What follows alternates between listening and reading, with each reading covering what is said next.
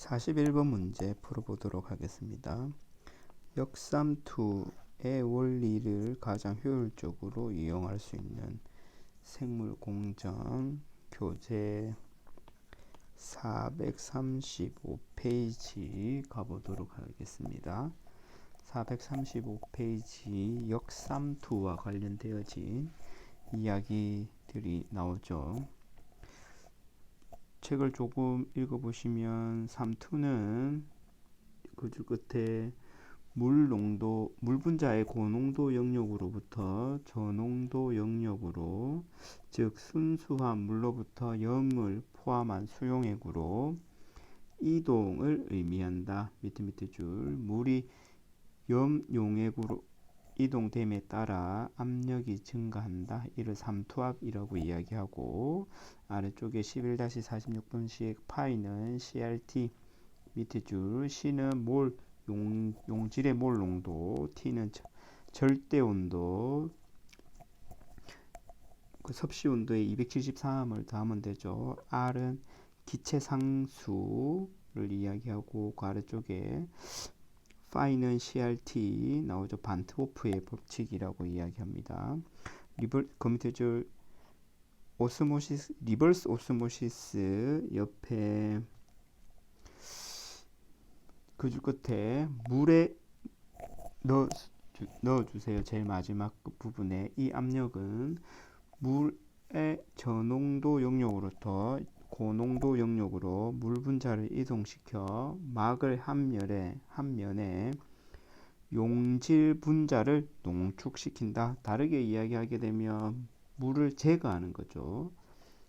즉 탈수라고 이야기할 수 있습니다. 그래서 41번의 정답은 1번이 되겠습니다. 그 아래쪽에 볼드체 반사계수 체크해 두시고, 그 밑에 줄 끝에 시그마죠. 시그마가 0일 경우 용질은 완전히 통과되고, 시그마가 1인 경우 어떤 용질도 통과하지 못한다.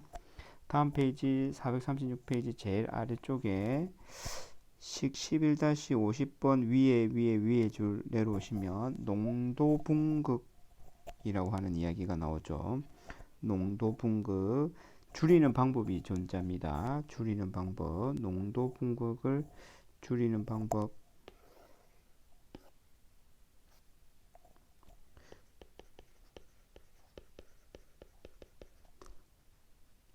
극복하는 방법인데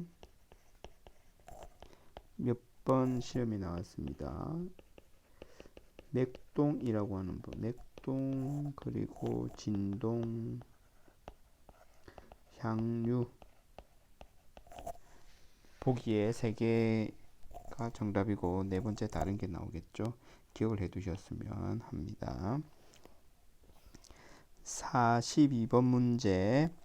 덱스트란과 함께 액상 이상계, 수용액 이상계 시스템을 형성하는 가용성 단백질의 추출에 사용되어지는 물질은 이성분계죠. 430페이지 가보도록 하겠습니다. 430페이지 가보시면 수성 이성분계 추출, 첫 번째 줄 수성 이성분계 추출 옆에 폴리에틸렌 글라이콜 PEG라고 나오죠. PEG를 주로 사용합니다. 그래서 42번의 정답은 4번입니다. 계속 좀 읽어보도록 하겠습니다. 덱스트란과 같이 서로 섞이지 않는 고분자를 함유하는 거죠.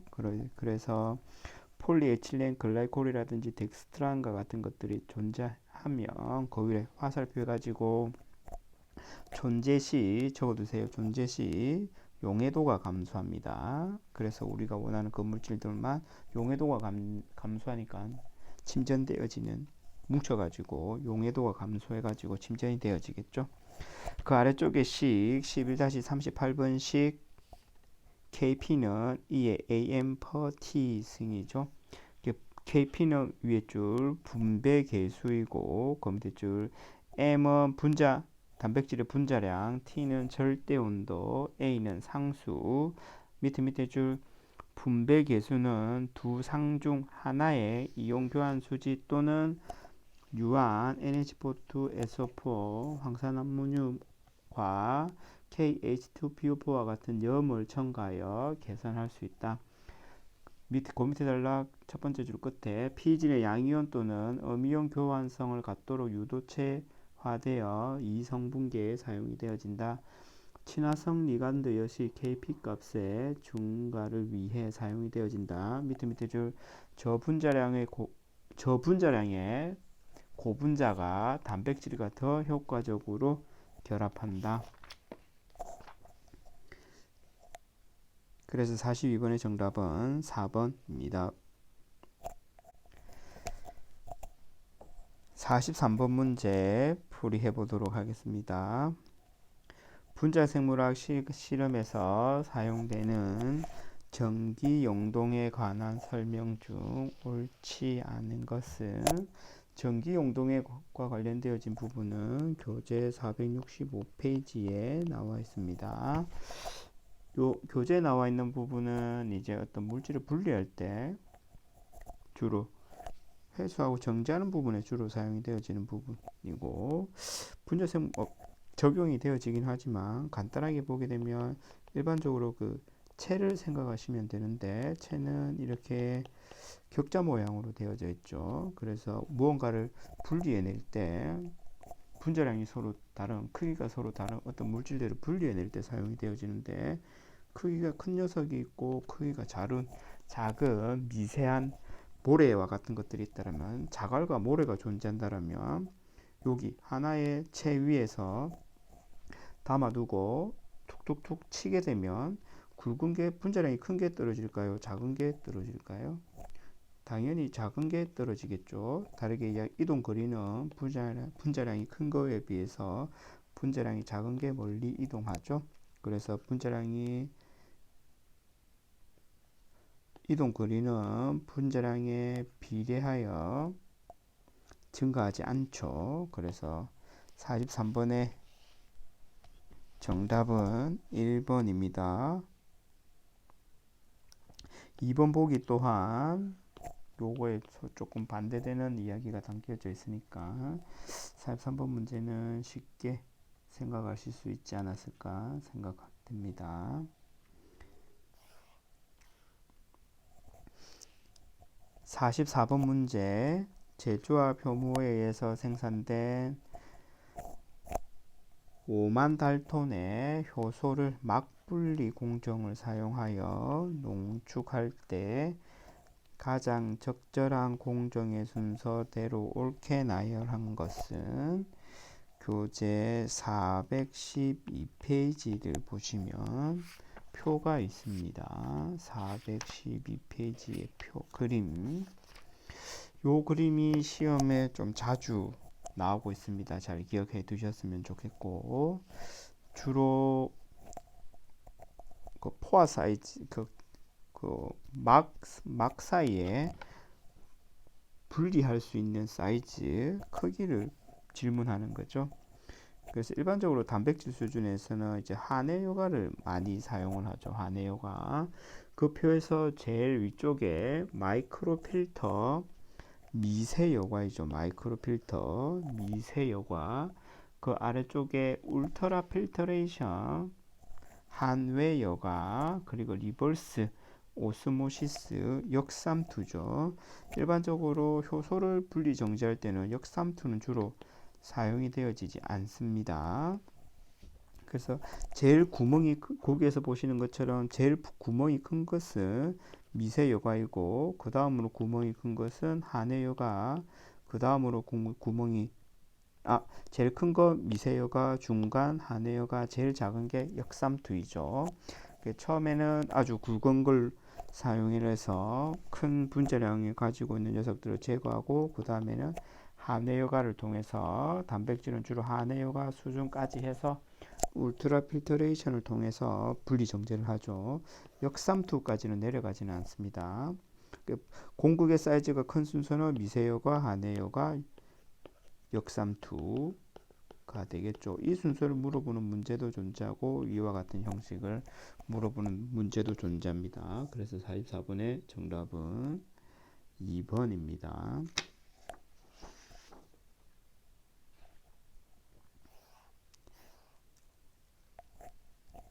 45번 문제. 다음 보기 중 역삼투막이 사용되는 경우를 옳게 나타난 것은, 조금 전에 역삼투를 이야기했었는데 다시 한번 가보겠습니다.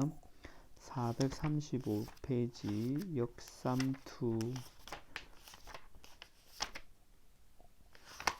가보시면 조금 전에 탈수 이야기가 있었었죠. 탈수 이야기가 있었었고, 그리고 탈수가 되어지기 때문에 농축이 된다라는 이야기가 있었었죠. 그래서 45번의 정답은 1번입니다. 단백질을 분리하는 데는 사용이 되어지지는 않습니다.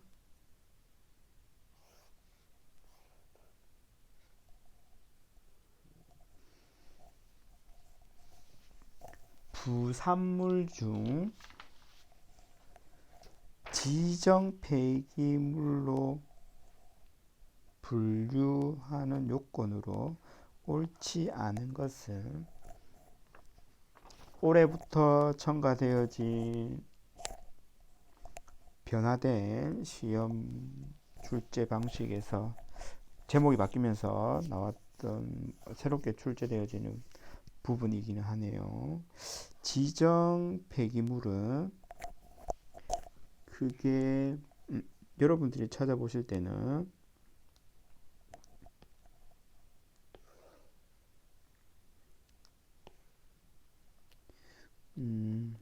폐기물의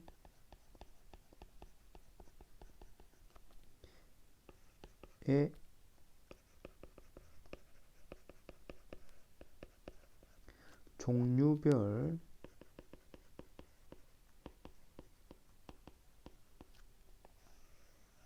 세부 분류라고 구글에서 보시면 다양한 폐기물들의 종류가 나오는데, 그 중에 1번은 특정 시설에서 발생하는 폐기물, 2번은 부식성 폐기물, 10가지로 분류가 되어지는데, 3번은 유해물질을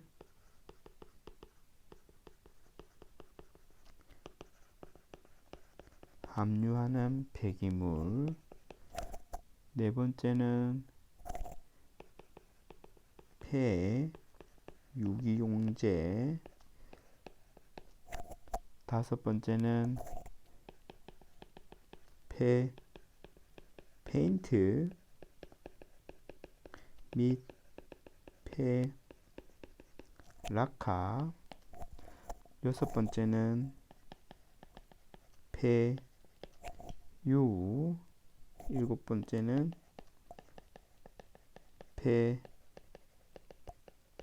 성면, 유해 물질이 있었네요. 여덟 번째는 폴리클로리네이트 비페닐 함유 폐기물, 그리고 아홉 번째는 유동 물질, 열 번째는 의료 폐기물입니다. 의료 폐기물 감염성이 있겠죠. 그래서 옳지 않는 것은 재활용성이 정답이겠습니다. 그래서 46번의 정답은 4번입니다.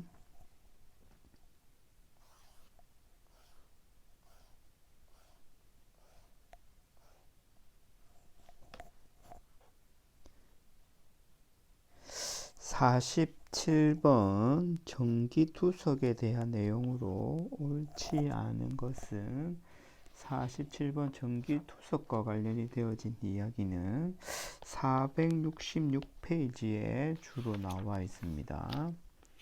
466페이지에 주로 나와 있습니다. 466페이지에 주로 나와 있지만 여기 보기와 관련이 되어진 문장들이 정확하게 나와 있지는 않습니다. 하지만 요 부분 한번 읽어보고 주로 시험에 나오는 부분들은 한번 보고 넘어가도록 하겠습니다. 첫 번째 줄 전기투석 옆에 전류를 가하여 영역으로부터 전하를 띠는 분자를 분리하는 데 사용되어지는 막분리 공정입니다. 막분리 공정입니다. 막분리 공정.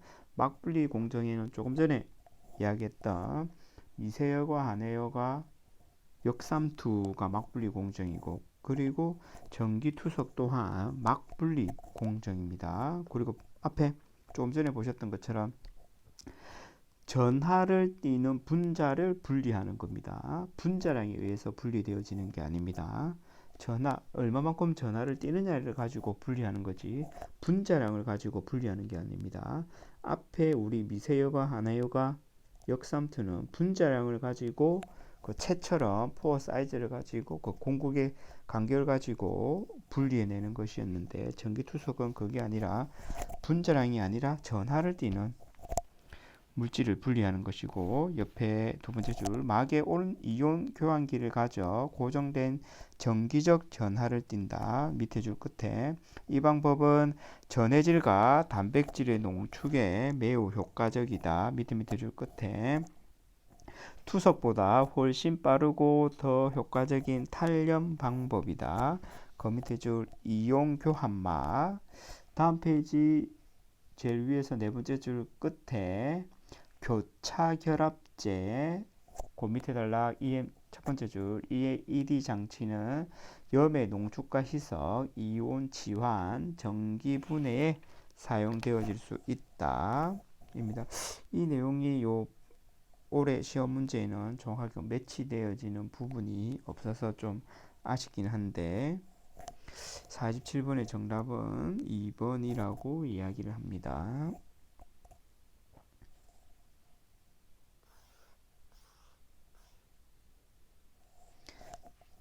48번 문제.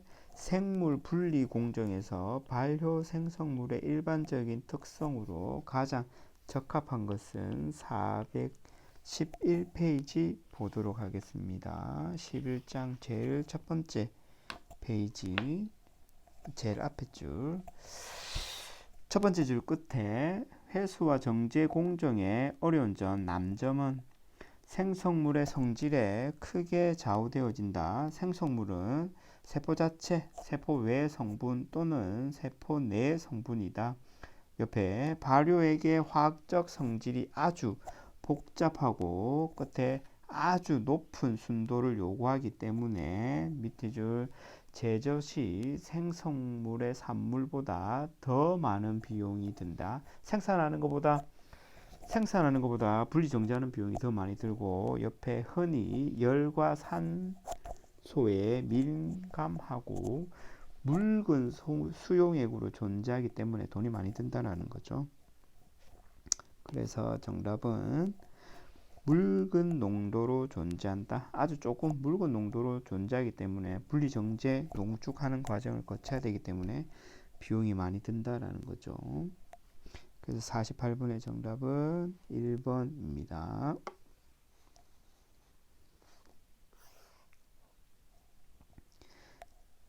49번 세포를 파괴한 후에 세포 내 생산물을 정제하기 위해 단백질 침전 공정으로 가장 거리가 먼 것은 단백질을 침전시키는 거죠. 가장 거리가 먼 것은 432페이지 보도록 하겠습니다. 432페이지 침전. 첫 번째 줄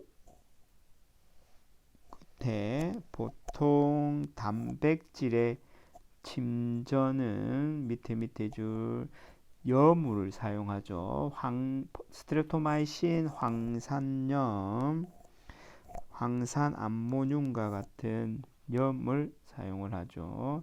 단백질 침전에 사용되어지는 주요 방법은 점 두 개가 나오죠. 높은 이온 세기에서 NH4, SO4, 유안, 황산암모늄과 같은 무기염의 첨가에 의해서 염서, 밑에 점, 낮은 온도에서 유기용매 첨가하여 용해도를 감소시킨다.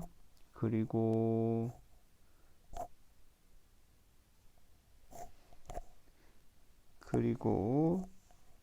또 그 밑에 줄 염석은 NH4, SO4 또는 Na2, SO4와 같은 염을 첨가하고 용액의 이온 세기를 증가시킴으로써 첨가된 이온은 물과 더 강하게 상호작용하여 단백질을 침전시킨다. 쭉 좀 더 읽어보도록 하겠습니다. 이온의 색이 11-40분색 앞에 용액의 이온 세기는 I는 요식 기억을 해두시고 검토해줄 CI는 이온성 물질의 몰 농도, ZI는 이온의 전하, 밑에 줄 단백질의 용해도는 이온 세기에 대해 대수적으로 감소한다. 오른쪽 페이지 첫 번째 줄 유기용매의 첨가는 용액의 유전 상수를 감소시킴으로써 단백질을 침전시킨다. 그리고 용매 침전이라고 하는 단어가 나오고 그 밑에 줄 등전 침전, 옆에 단백질이 아무 전하도 튀지 않는 pH인 등전점에서 단백질이 침전되어진다. 등전점은 PI는 2분의 pK1 플러스 pK2로 정의되어진다. 그 밑에 줄 높은 표면 소수성을 나타내는 단백질에 효과적이다. 가림격이 저렴하지만 낮은 pH에서는 단백질이 변성되어질 수 있다. 그리고 제일 마지막 단락, 덱스트란과 폴리에틸렌 글라이콜 같은 비이온성 고분자의 사용으로 단백질 분자 간에 상호작용할 수 있는 물의 양이 감소되어 단백질이 침전된다. 비이온성 고분자도 사용이 되어지죠. 그래서 49번의 정답은 2번입니다. 50번 보도록 하겠습니다. 50번. 배양해 중에서 세포를 분리할 때 사용되는 가장 적합한 것은 418페이지. 세포를 분리할 때 물에 배지 속에 세포가 들어있죠. 세포는 물에 녹지 않죠. 그래서 불용성 물질을 분리해내는 가장 쉬운 방법은 원심 분리입니다. 418페이지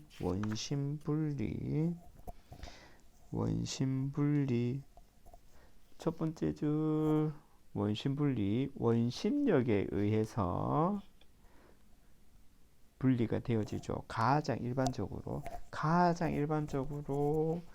불용성 물질을 침전시키는 분리해내는 가장 일반적인, 가장 쉽고 가장 빠른 방법은 원심분리입니다. 원심분리. 원심분리 부분 한번 체크해 두시고 다음에 계산하는 문제가 나올 때 다시 한번 와서 보도록 하겠습니다.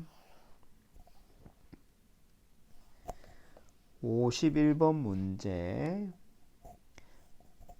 발효액 내에 100mg/L의 농도로 존재하는 색소 물질을 활성탄을 가지고 흡삭시켜서 제거하려고 한다.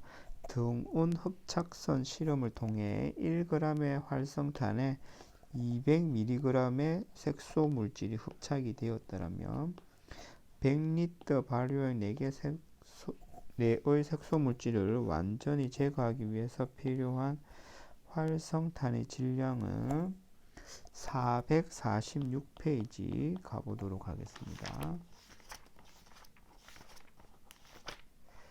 446페이지 흡착과 관련이 되어진 부분, 뭐 앞에서 간단히 읽어보시면 흡착, 밑에 줄 물리적 흡착에서는 반대로 발수의 힘, 그 옆에 이온 교환 흡착에서는 강한 이온 결합, 그리고 한 개 더 적어둘까요?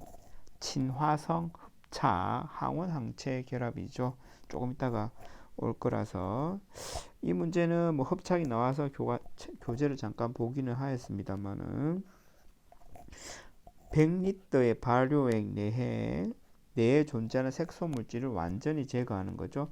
100리터 내에 얼마만큼의 색소 물질이 존재하는지를 보니까 리터당 100mg이죠. 리터당 100mg. 그래서 100리터에는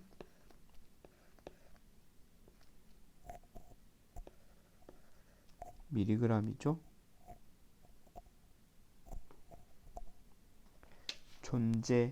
존재하고 일시 100, 1000, 10,000mg의 색소가 존재하고 100리터에는 1g의 활성탄을 가지고 200mg의 색소 물질을 제거하니까 뭐 나누면 되겠죠. 그래서 만을 200을 가지고 나누면 50g의 활성탄이 존재하면 50을 곱하면 만이죠. 그래서 51번의 정답은 2번입니다.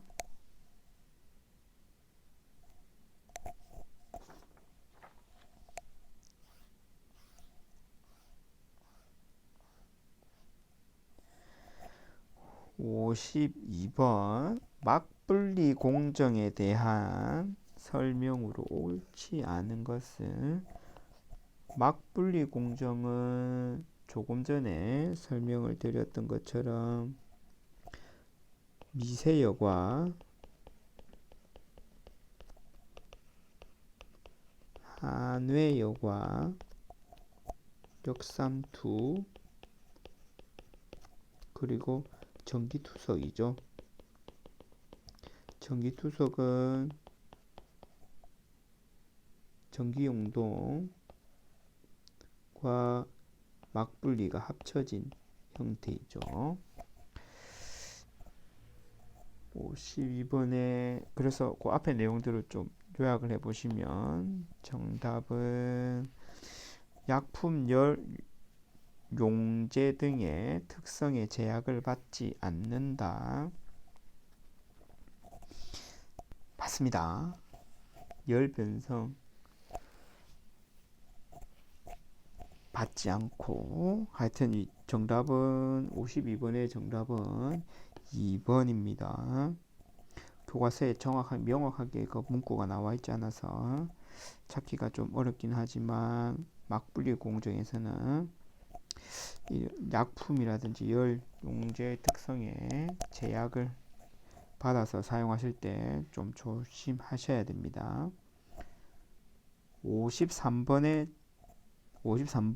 항원 항체 결합에 의해 일어나는 흡착은 조금 전에 우리가 이야기했었는데 446페이지를 보시면 흡착, 친화성 흡착이 되겠죠.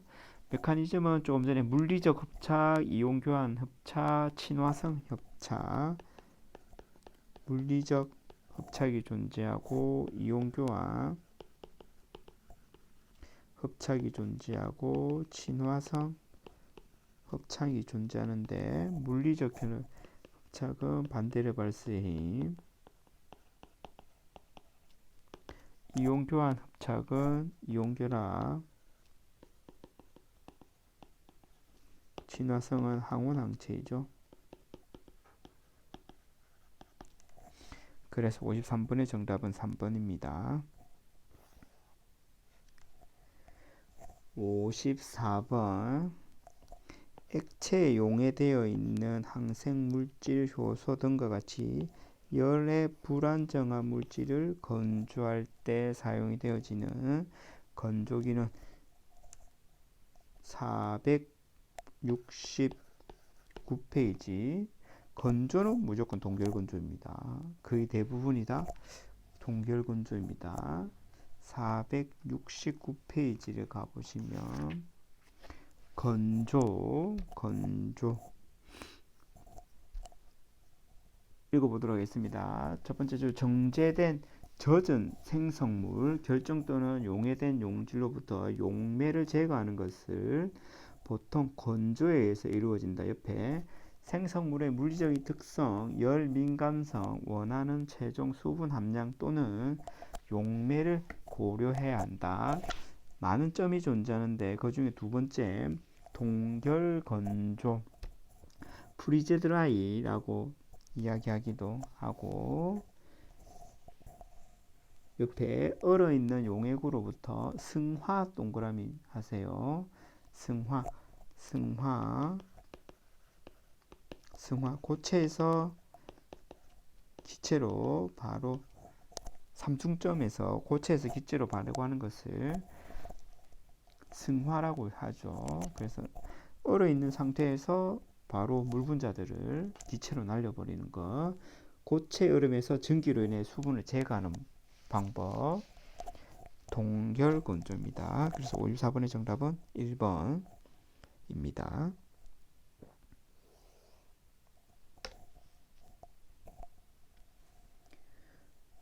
55번 문제, 고분자서 이온 교환 수지가 충진된 클럼으로 크로마토그래피를 수행할 때 옳지 않은 것은, 크로마토그래피와 관련되어진 부분은 453페이지에 나와 있습니다.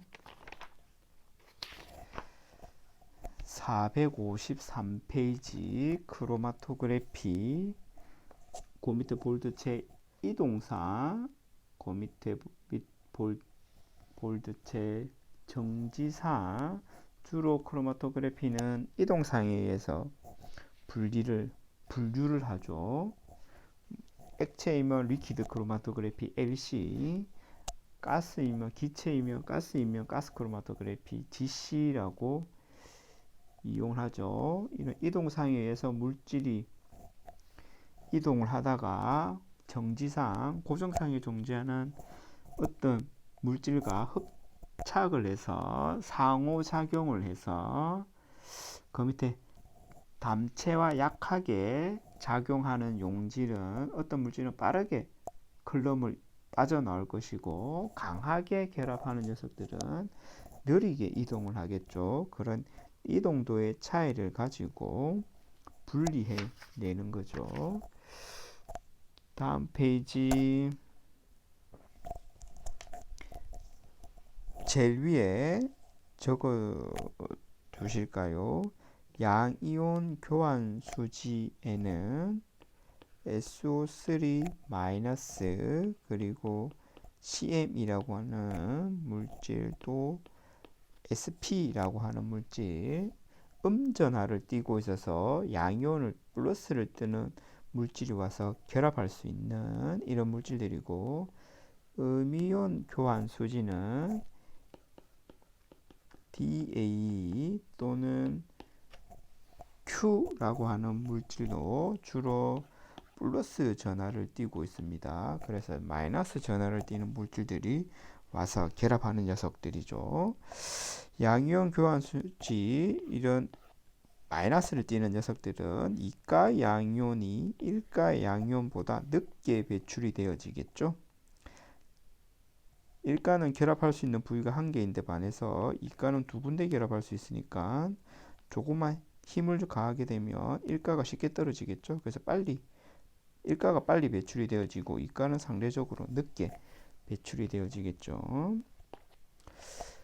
정답은 3번입니다. 음이온 교환 수지의 밀도는 양이온 교환 수지의 밀도 전혀 이런 거하고는 상관이 없습니다.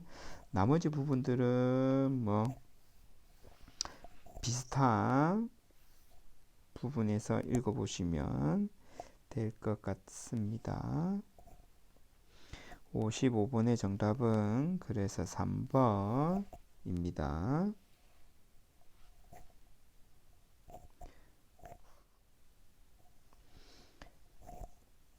56번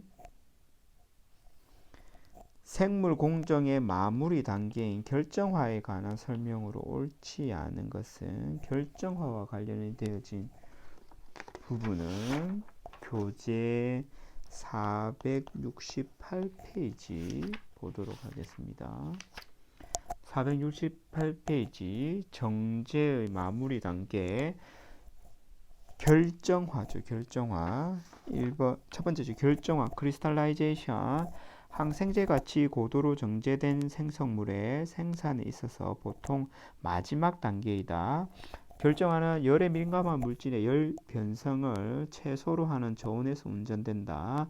운전은 고농도에서 이루어지므로 단위 비용이 낮고 분리인자는 높다. 검대주 끝에 최적 결정화 조건의 결정은 실험에 의한 경험적으로 이루어진다. 검시해달라. 첫 번째 줄.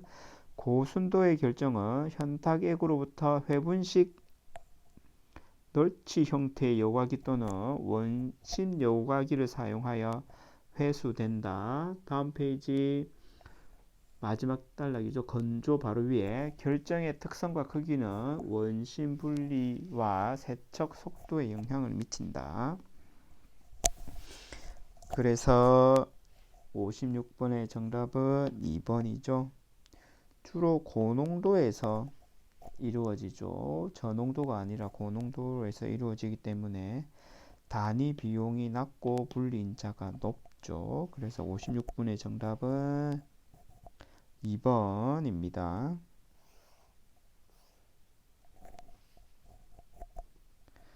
57번 물리적 흡착 크로마토그래피로부터 물질을 분리할 때 작용하는 힘. 57번은 454페이지 보도록 하겠습니다. 흡착 크로마토그래피가 나오죠. 흡착 크로마토그래피 다양한 점들이 있는 곳에서 흡착 크로마토그래피는 검대줄 약한 반데르발스의 힘입니다. 57번의 정답은 4번입니다. 58번 전기장에서 전하를 띠는 물질의 크기와 전하량에 의해 분리하는 방법은 58번은 465페이지 보시면 앞에서 이야기했었던 전기용동입니다. 전기용동 물질의 크기와 전하량을 띠는 물질을 분리하는 방법 465페이지 전기용동은 전기투수원 했었지만 전기용동은 안 했었나요? 465페이지 보도록 하겠습니다. 전기용동 엘렉트로포레시스 옆에 전기장에서 전하를 띠는 생물 분자의 크기 동그라미 전하 동그라미 크기와 전하에 의해 분자를 분리하는 데 사용이 되어진다. 전기장에서 전하를 띠는 입자에 대한 항력 그 밑에 줄 정적 인적인 힘과 균형을 이룬다. 식 11-101번식 밑에 Q는 입자의 전하, E는 전기장의 세기, dP는 입자의 진음, μ는 입자의 점도, VT는 입자의 종단 속도. 제일 마지막 줄 pH가 PI보다 클 때 단백질은 음전하를 띠게 되고 pH가 PI보다 작을 때 단백질은 양전하를 띈다. 그럼 줄 끝에 단백질의 순전하가 알짜 차지가 pH 있고 PI일 때는 0이기 때문에 pH 이꼴 PI에서는 전기용동의 속도는 0이다. 이동이 되어지지 않죠. pH 기울기 내 등전점에서 단백질이 침전되어지는데 이것을 등전집속, 등전침전이라고 이야기한다. 그 줄 제일 마지막, 그 단락 제일 마지막 줄. 정기적 가열에 의해 열 대류 때문에 대규모화에는 문제가 있다. 그 밑에 단락 하나, 둘, 셋, 넷, 다섯 번째. 의미온성 계면활성제 SDS를 주로 많이 사용하죠. 단백질 분리 전기용에서는. 그래서 58번의 정답은 3번입니다.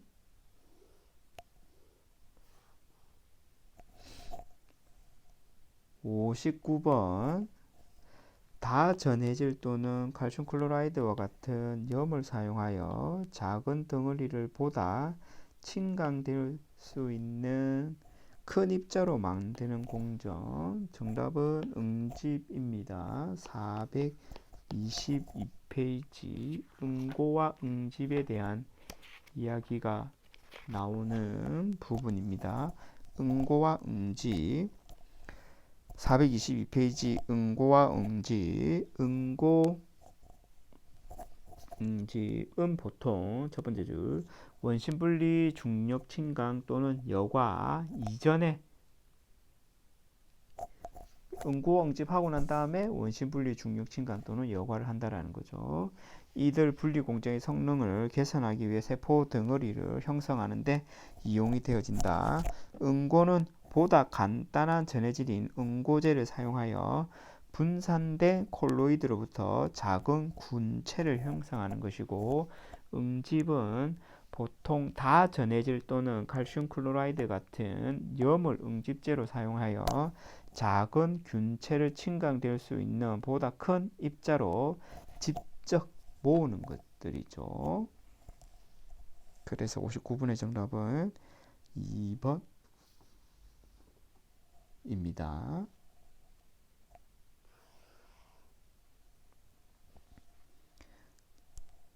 60번 문제 보도록 하겠습니다. 한회 여과를 통해 효소가 속도로 여과되어진다. 이때 용액의 농도가 0.2%, 확산계소가 이거, 경계총의 두께가 이거, 표면 농도는 437페이지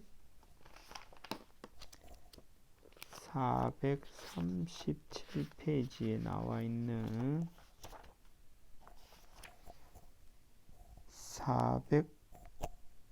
437페이지에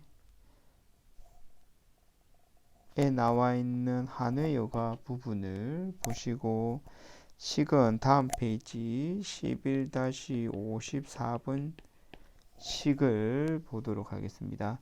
11-54번 식 J는 델타분의 DE 자연로그 12분의 CW 되어져 있는 식을 보도록 하겠습니다.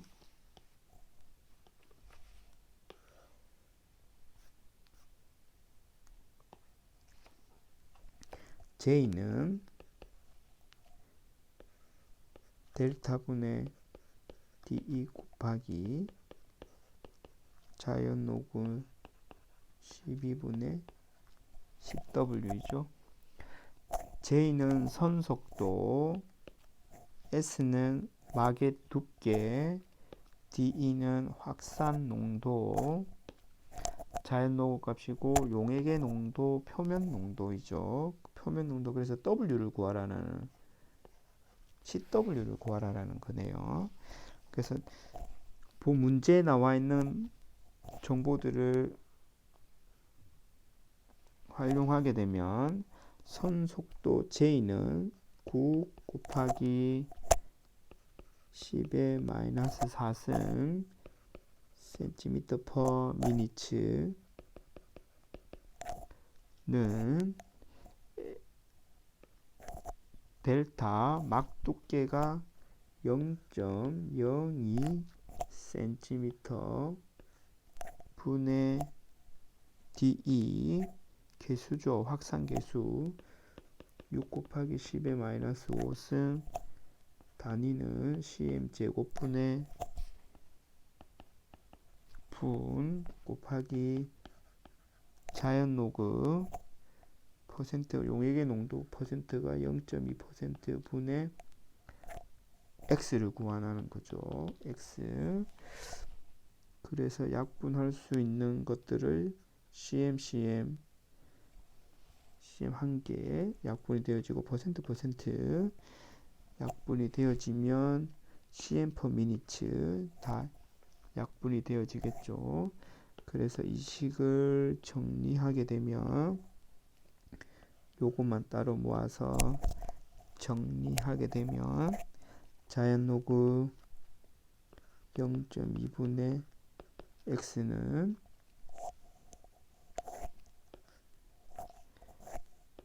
6 곱하기 10의 마이너스 5승 이 항이 옆으로 넘어가게 되면 9폭 곱하기 10의 마이너스 4승 곱하기 0.02가 되어지겠죠.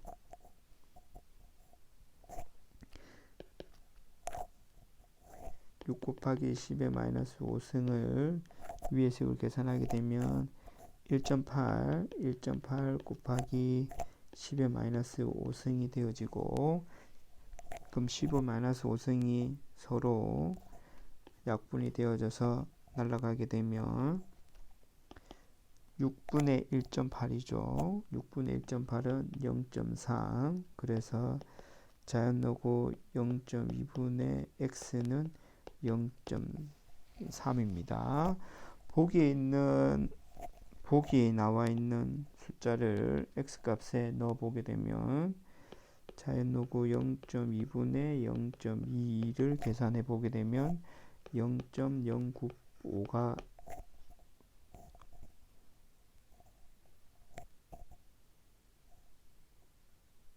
나오고 그래서 이 값이 서로 일치하지 않죠. 그런데 자연 로그 0.2분의 0.27을 하게 되면 0.3이 나오죠.